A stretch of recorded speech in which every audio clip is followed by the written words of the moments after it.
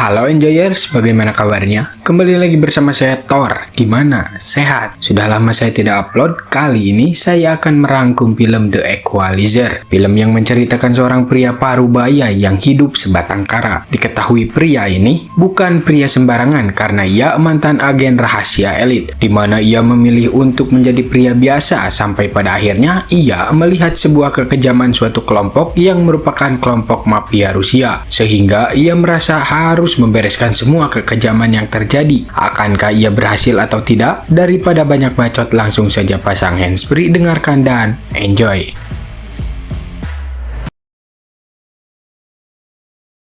Kisah akan berfokus pada seorang pria parubaya bernama Robert Michael, mantan agen rahasia elit dari sebuah organisasi intelijen Amerika Serikat. Dia memilih untuk pensiun dan memilih menjadi pria biasa yang bekerja di toko bangunan. Hidupnya yang teratur, bangun pagi, kesehariannya menyeduh teh dan membaca buku. Suatu malam, ia pergi ke sebuah kafe dan memesan sebuah teh sambil membaca buku. Hal ini sudah menjadi rutinitasnya setiap malam, hanya sekedar menenangkan pikirannya. Di sana, dia disapa oleh seorang wanita yang bernama Terry. Mereka pun mengobrol dan memang sudah sering bertemu di tempat tersebut. Dan tak lama, Terry mendapatkan sebuah telepon dari seseorang yang bernama Slappy, yang mengatakan bahwa pelanggannya telah menunggunya di luar. Dan benar saja, seseorang pun datang dengan menggunakan sebuah mobil. Ya, ternyata Terry adalah seorang pekerja esek-esek. Namun gelagat Terry yang seperti terpaksa dan terlihat aneh, mungkin sesuatu telah terjadi kepadanya. Hal tersebut dilihat oleh Michael, namun Michael tidak terlalu mau ikut campur dan memilih membiarkannya. Keesokan harinya, Michael melatih seorang yang bernama Rapli. Ia merupakan satpam di tempat kerjanya yang sama. Ia berlatih untuk menurunkan berat badannya. Malam harinya seperti biasa, Michael mendatangi kafe dan di sana terdapat Terry yang mukanya memar sehabis dipukuli. Michael memberikannya sebuah makanan. Kemudian mereka pun duduk bersama dan mengobrol ngalor ngidul. Michael yang penasaran pun bertanya mengapa mukanya memar. Akan tetapi Terry tidak mengatakan apa yang sebenarnya telah terjadi terhadapnya. Obrolan mereka pun berlanjut sampai mereka berjalan bareng untuk pulang. Tak lama datanglah sebuah mobil dan keluarlah seseorang yang langsung menggampar Terry. Dan inilah Slappy, sang mucikari. Dia datang untuk memberikan sebuah pelajaran terhadap Terry karena dia telah mengecewakan salah satu pelanggannya. Terry pun langsung dibawa masuk ke dalam mobil. Sementara itu, Slappy menghampiri Michael memberikan kartu nama serta nomor HP-nya jika dia membutuhkan cewek lain dan menyuruhnya untuk menjauhi Terry. Sampai esok harinya, Michael kembali ke kafe biasa. Di sana, seorang bartender mengatakan ia mendapatkan kabar bahwa Terry masuk ICU dan keadaannya sangat memprihatinkan. Mendengar hal itu, Michael langsung OTW ke rumah sakit. Sesampainya dia di sana, ia tidak langsung masuk ke ruangan karena ada seseorang wanita yang merupakan teman sepekerjaannya. Michael memilih menunggu di luar. Tak lama teman Terry, sebut saja Terry, pun keluar dan mengambil sebuah kopi. Michael yang melihatnya ia sedang kesusahan pun membantunya. Di sana, ia langsung bertanya keadaan Terry saat ini. Terry pun shock, langsung bertanya siapa Michael ini karena ia takut Michael adalah orang suruhannya Slappy. Setelah memperkenalkan dirinya, akhirnya Terry pun mau menjelaskan apa yang terjadi terhadap Terry. Bahwa saat Terry mendapatkan pelanggan itu kasar terhadapnya sampai memukulinya. Terry yang sudah muak pun membalasnya sehingga Slappy yang mendapatkan komplainan pun langsung menyiksa Terry di depan para pekerja esek-eseknya. Sebagai contoh bahwa jika mereka membangkang, nasib mereka akan sama seperti Terry.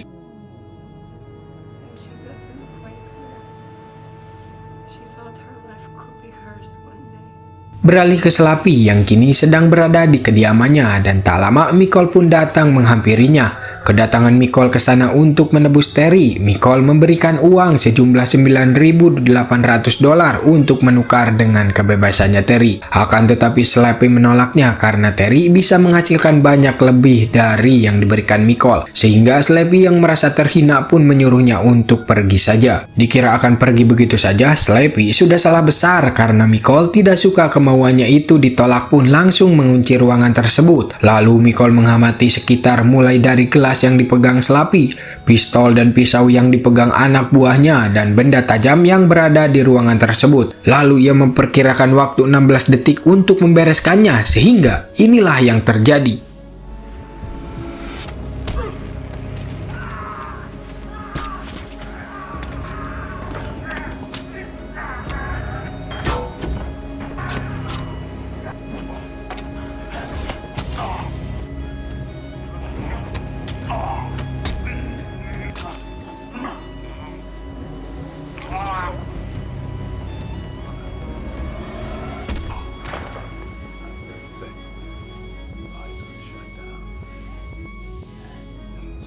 Besoknya ia bekerja seperti biasa. Tak lama Rapley pun datang dan memberikan sebuah makanan sebagai tanda terima kasihnya karena ia berhasil membuat berat badannya turun. Kematian Slappy sampai didengar oleh bos besarnya yang bernama Tuan Pushkin, yang langsung menugaskan seorang polisi korup bernama Teddy untuk mencari siapa pembunuhnya. Saat ini Teddy sedang mencari sebuah petunjuk dengan langsung turun ke TKP. Dan uniknya dia tahu bagaimana cara pembunuh itu membunuh Slappy dan anak buahnya, tetapi dia masih belum mengetahui siapa pembunuhnya.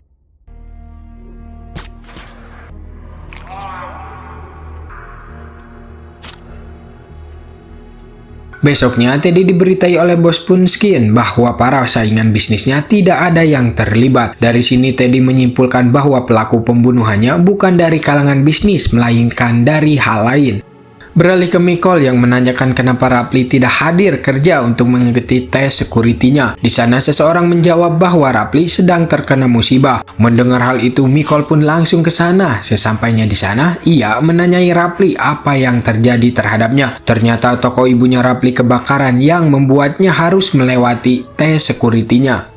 Sampai pada malam harinya, ada dua orang polisi korup yang menutup tokonya karena tidak memberikan uang keamanan terhadapnya. Ibunya Rapley pun memberikan sejumlah uang kepada mereka, namun hal tersebut dilihat oleh Micol dan ia berhasil merekam kebusukan polisi tersebut. Lalu pada saat mereka akan pergi, Micol langsung mencegah mereka sambil mengatakan bahwa ia ingin melaporkan kejahatan mereka kepada mereka sendiri. Polisi itu pun mengabaikannya dan hendak pergi menaiki mobil, tetapi Micol kembali mencegahnya dengan menelpon mereka dan mengatakan dia melihat dua polisi korup. Merasa sudah berlebihan, mereka pun turun dan langsung menangkap Micol. Dan yang terjadi,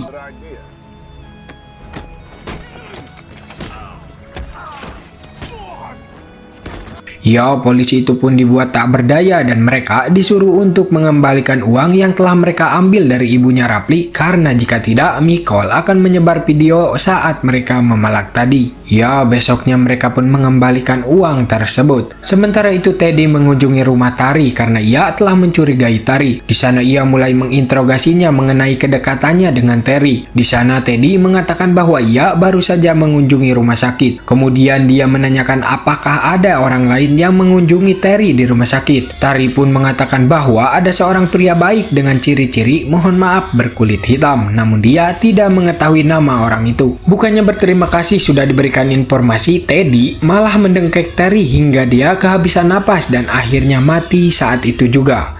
Koplok tidak tahu terima kasih.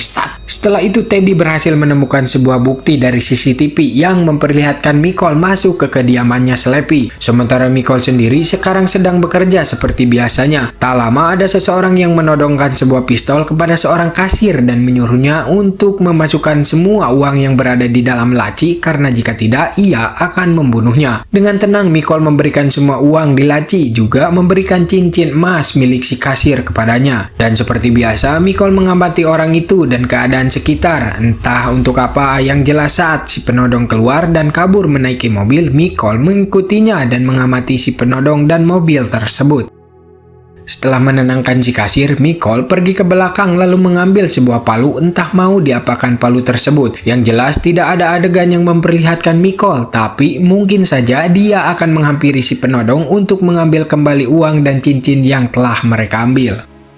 Dan benar saja besoknya si kasir terkejut mendapati cincinnya telah berada di sebuah laci. Karena ternyata Micol telah membantai si penodong itu dan berhasil mengambil kembali uang dan cincin tersebut. Hal ini dibuktikan Micol seperti baru selesai mengeksekusi. Terlihat ia sedang membereskan palu itu dan menyimpannya kembali ke tempat semula. Anjir. Singkat cerita, malam pun tiba. Ketika Micol sedang duduk di rumahnya, tak lama ada seseorang yang mengetuk pintu tanpa mengucapkan assalamualaikum. Ketika Micol membukanya, ternyata itu adalah Teddy. Di sana Teddy mengaku sedang menyelidiki sebuah kasus Lepi. Teddy telah mencurigai Micol, lalu ia bertanya kenapa dia pergi ke restoran Rusia tempat Sleepy berada pada saat malam kejadian. Micol pun beralasan karena ia ada janji dengan seseorang teman perempuannya yang kebetulan saat itu teman perempuannya tidak bisa hadir karena ada alasan lain. Sebelum pergi, Teddy memperlihatkan foto Tari yang sudah tak bernyawa sekaligus bertanya apa dia mengenalnya. Sekali lagi Micol dengan tenang menjawab bahwa ia tidak mengenalinya dan berhasil meyakinkannya bahwa ia tidak terlibat. Tetapi Teddy yang masih curiga akan Micol pun menyuruh seseorang untuk mencari tahu latar belakangnya Micol. Teddy menyuruh seseorang yang menyamar sebagai pekerja PLN untuk membuntutinya. Namun seperti yang kita tahu, Micol orangnya detail pun tahu bahwa ia telah dicurigai. Ia langsung celetuk mengatakan kepada orang itu, "Kau tidak seperti pekerja PLN, itu terlihat dari tanganmu." Di sana orang itu menodongkan sebuah pistol mendekati Micol dan mengajaknya untuk pergi ke seberang jalan. Dalam waktu bersamaan, Teddy serta satu anak buahnya memantaunya dari seberang. Saat sebuah truk berhenti tepat di depan toko dan Teddy tidak tahu apa yang sedang terjadi di sana. Micol seperti biasa mengamati keadaan terlebih dahulu sehingga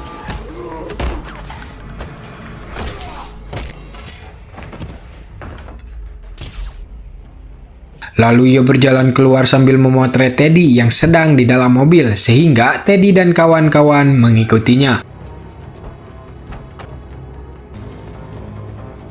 Sesampainya Micol di rumah, ia langsung mengobati lukanya di kamar mandi. Di waktu yang bersamaan, Teddy dan anak buahnya dengan diam-diam masuk ke dalam rumah. Saat mereka membuka pintu kamar mandi, tiba-tiba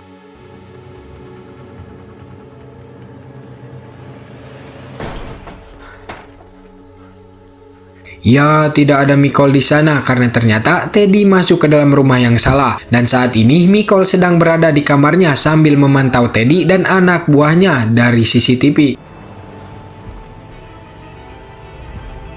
Besoknya Micol pergi ke seorang teman yang dahulu sesama agen rahasia. Ia bernama Susan. Kedatangan Micol ke sana hanya ingin mengetahui siapa sebenarnya Teddy ini. Setelah membuat riset, Susan berhasil menemukan sebuah informasi bahwa Micol telah membunuh orang kepercayaannya Pushkin yang merupakan bos mafia yang sangat berpengaruh. Dan Teddy ini memang biasa ditugaskan olehnya ketika ada sebuah masalah seperti yang saat ini Micol alami. Teddy adalah seorang polisi khusus Rusia dan uniknya Teddy selalu berhasil menuntaskan tugasnya karena kecerdikannya, tetapi sebenarnya ia berhati seorang psikopat. Dan saking kejamnya ia pernah membunuh 2 orang polisi yang ditembak sikinya dan disumpal ke mulutnya, kemudian dimasukkan ke sebuah bagasi mobil. Dan Teddy tentu tidak akan pernah berhenti mengejar targetnya sampai dia berhasil membunuhnya dengan tangannya sendiri. Esoknya Susan menghampiri Micol yang duduk di depan rumahnya, kemudian ia bertanya alasan mengapa ia membantu Terry sampai sebegitunya. Micol pun menjawab bahwa tidak ada alasan untuk membantu seseorang, tetapi ia menolong karena ia merasa bisa dan merasa mampu. Ini adalah anak buahnya Teddy. Ia merupakan seorang polisi, juga sebut saja Deden, yang saat ini sedang duduk santai di rumahnya dan tak lama mobilnya pun berbunyi. Dengan memegang sepucuk pistol, ia dengan hati-hati mengecek garasi mobilnya. Saat tiba ia mengecek mobilnya dan tiba-tiba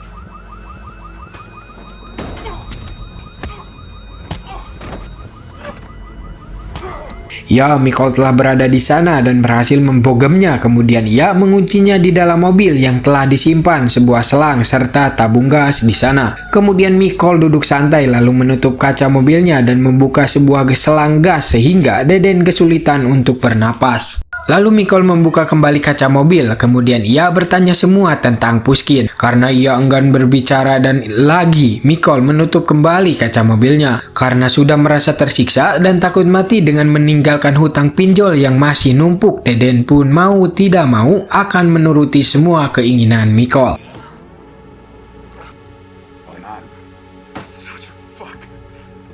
Setelah sepakat, Deden pun mau memberitahunya. Deden membawa Mikol ke sebuah tempat pabrik narkoboy dan membawanya untuk menemui seseorang yang bernama Andri. Dan inilah Andri yang merupakan seorang ketua pengelola pabrik tersebut. Di sana Andri ujug-ujug menodongkan pistol kepada Mikol, tetapi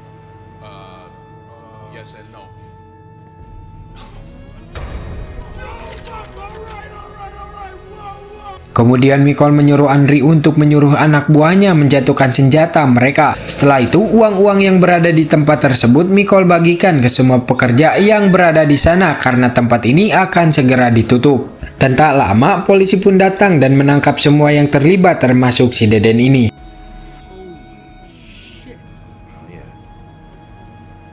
Beralih ke Teddy yang saat ini sedang berada di sebuah restoran.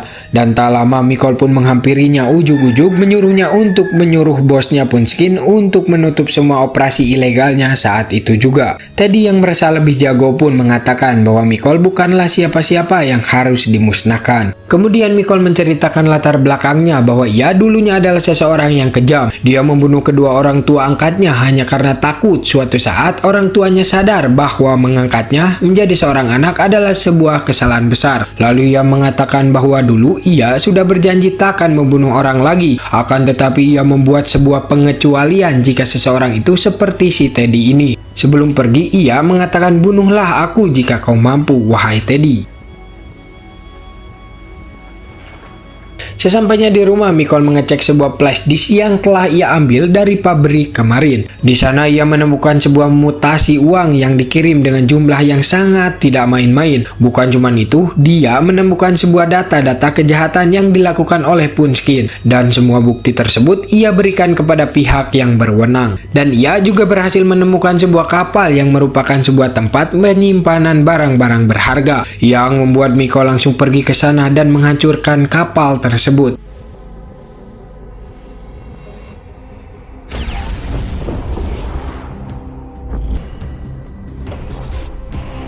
Hal tersebut membuat Teddy mendapat cibiran dari bosnya Pushkin karena telah banyak sekali kerugian yang ia alami. Teddy semakin geram dengan Mikol dan kini ia berencana menyandra orang-orang terdekatnya yaitu Rapli serta rekan kerjanya untuk memancing Mikol supaya ia pergi ke tempat yang dimaksud. Setelah Teddy menelponnya dan menyuruhnya untuk datang, Mikol memastikan dan menelpon Rapli dan memang benar saat ini Teddy serta anak buahnya telah berada di tempat kerjanya. Mikol diberi waktu 30 menit untuk menyelamatkan teman-temannya. Ia pun pergi menaiki sebuah bis sementara anak buahnya Teddy memantau bisnya dari kejauhan dengan HP yang telah diberikan pelacak. Dan saat bisnya melintas, dan inilah yang terjadi.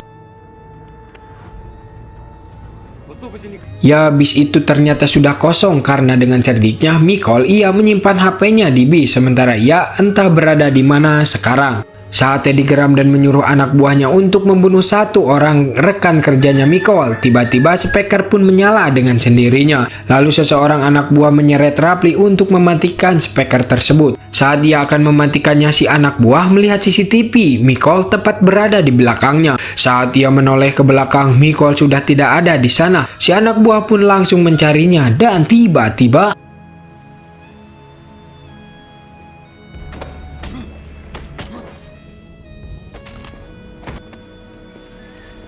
sementara anak buah Teddy yang lain menyusul rekannya yang tidak balik-balik. Di sana ia bertemu dengan Rapli, tetapi setelah itu Mikol menyuruh Rapli untuk membawa para sandera pergi lewat belakang sementara ia akan menuntaskan apa yang harusnya tuntas. Sementara Teddy yang sedang mencari keberadaan Mikol pun dikejutkan dengan lampu yang tiba-tiba mati. Saat satu anak buahnya sedang mencari keberadaan Mikol, tiba-tiba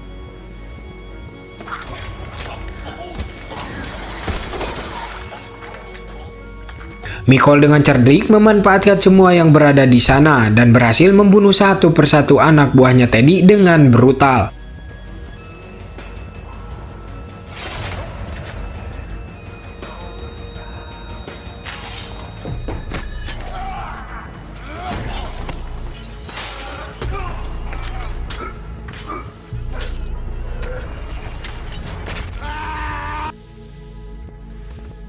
Lalu Micol menyuruh Rapli pergi ke tempat sebuah saklar untuk menghidupkan kembali listriknya.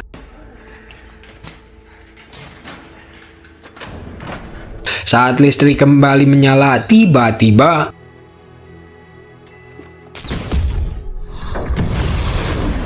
Micol membuat sebuah bom yang ia buat dan berhasil membunuh salah satu anak buahnya, Teddy. Ledakan tersebut membuat sensor kebakaran menyala dan mengeluarkan sebuah air. Teddy yang merasa sudah muak pun berjalan menghampiri tempat saklar. Sementara Rapli di ruangan saklar telah bersiap berjaga-jaga dengan sebuah pistolnya dan tiba-tiba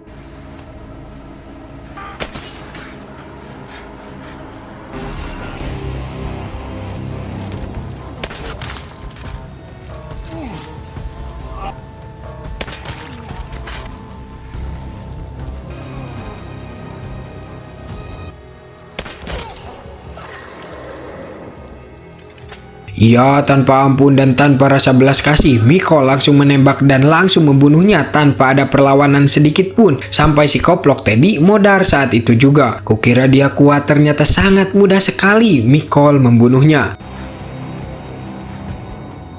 Singkat cerita, 3 hari setelahnya pun tiba di Moskow, tepatnya di kediaman bos besar Punskin yang saat ini ia sedang membersihkan dirinya di kamar mandi. Tiba-tiba listrik pun mati dan alangkah terkejutnya Punskin ia mendapati Micol yang sudah duduk di sebuah kursi. Dan tak lama Micol pun sudah menghilang dari sana dan tiba-tiba terdengar sebuah ledakan seperti bom yang membuat Punskin dipastikan meninggoy. Setelah menuntaskan tugasnya yang sangat baik, keesokan harinya Micol yang sehabis nongkrong di kafe pun didatangi Terry yang mengucapkan terima kasih terhadapnya karena telah membebaskannya dari sebuah neraka dunia.